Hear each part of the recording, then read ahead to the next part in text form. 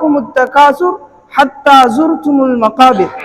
உங்களை இன்னும் வேண்டும் வேண்டும் என்கின்ற அந்த பேராசை, இன்னும் வேண்டும் வேண்டும் என்கின்ற அந்த போட்டியுடன் கூடிய மனத்தன்மை உங்களை சிதறடித்துக் கொண்டே இருக்கிறது, உங்களை வேறு திசைக்கு கொண்டு சென்று கொண்டே இருக்கிறது.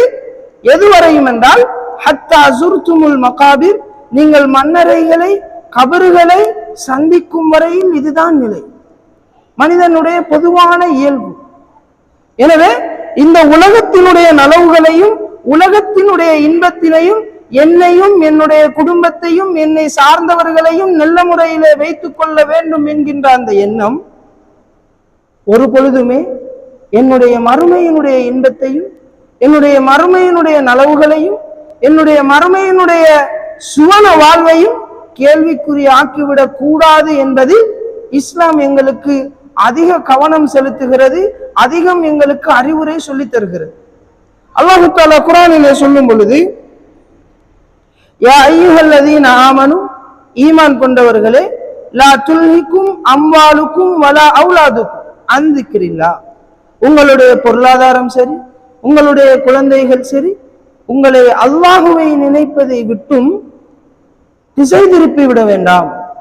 அல்லாஹுவை நினைவு கூறுவதை விட்டும் உங்களை வேறு திசைக்கு கொண்டு சென்று விட வேண்டாம் என்று அல்லாஹ் தஆலா எங்களை எச்சரிக்கிறார். முஃமின்கள் தவிர்த்து பிறரினுடைய நிலை, இந்த உலகத்திலே அவர்கள் எப்படி வாழ்ந்தாலும் மறுமையிலும் அவர்களுக்கு நஷ்டம். ஆனால் ஈமான் கொண்ட மனிதர்களினுடைய நிலை, இந்த உலகத்திலே அல்லாஹுவை மறக்கும் ஒரு நிலைக்கு அவர்கள் தள்ளப்படுவார்களாக இருந்தால் அவர்களுடைய ஈமான் பிரயோசனம் இல்லாததாக மாறிவிடும். மார்க்கம் கிடைத்தது, அல்லாஹுவை ஏற்றுக்கொண்டோம், எங்களுடைய இஸ்லாத்தை எங்களுடைய வாழ்வியல் முறையாக ஏற்றுக்கொண்ட நாம், இஸ்லாம் சொன்ன விடயங்களை எல்லாம் ஈமான் கொண்ட நாம், பிறகும் அல்லாஹுவை மறந்து நாம் எங்களுடைய பொருளாதாரத்திலும் எங்களுடைய குடும்ப விடயங்களிலும் எங்களை ஈடுபடுத்திக் கொண்டு அல்லாஹுவை மறந்த வாழ்க்கையிலே நாம் இருப்போமாக இருந்தால் நிச்சயமாக எங்களுடைய வாழ்வு அது அல்லாஹ் தஆலா சொல்லுவதை போல வமை யஃஅல் ذلك فاولئك هم الخاسرون, யாரெல்லாம் அப்படி செய்கிறார்கள், அல்லாஹுவை மறந்துவிட்டு பொருளாதாரம், குழந்தைகள், சொத்து சுகத்துக்காக இந்த உலகத்தின் இலாபங்களுக்கும் இந்த உலகத்தின் இன்பங்களுக்குமான தன்னுடைய வாழ்க்கையை எடுத்துக்கொள்கிறார்களோ, அதற்காகவே அனுதினமும் பாடுபடுகிறார்களோ, இவ்வாறானவர்கள், இப்படி செய்கின்றவர்கள் ஃபஉலாயிக ஹுமுல் காசிரூன், அவர்கள் நிச்சயமாக அவர்கள் நஷ்டவாளிகள் என்பதை அல்லாஹ் தஆலா சொல்லுகிறார்.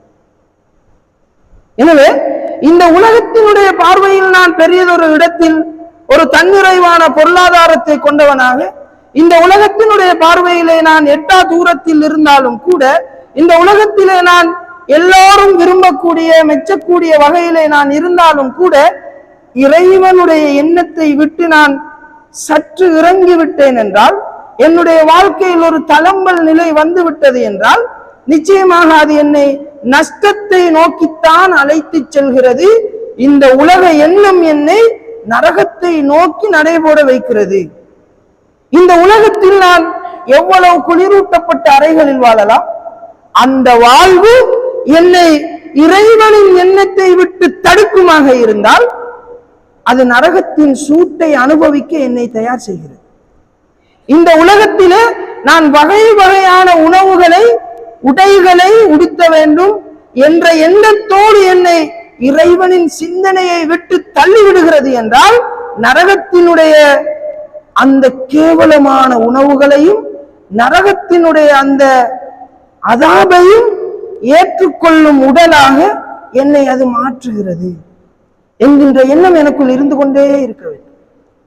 எனவேதான் அண்ணானவர்களே, அல்லாஹ்வின் நல்லடியார்களே, இந்த உலகத்தினுடைய நஷ்டம் குறித்தும் இந்த உலகத்தினுடைய துன்பங்கள் கஷ்டங்கள் குறித்தும் அடிக்கடி நாம் யோசிக்கிறோம். உலகத்திலே நலவாக இருந்து விட வேண்டும், கஷ்டமில்லாத வாழ்க்கையை வாழ்ந்து விட வேண்டும்.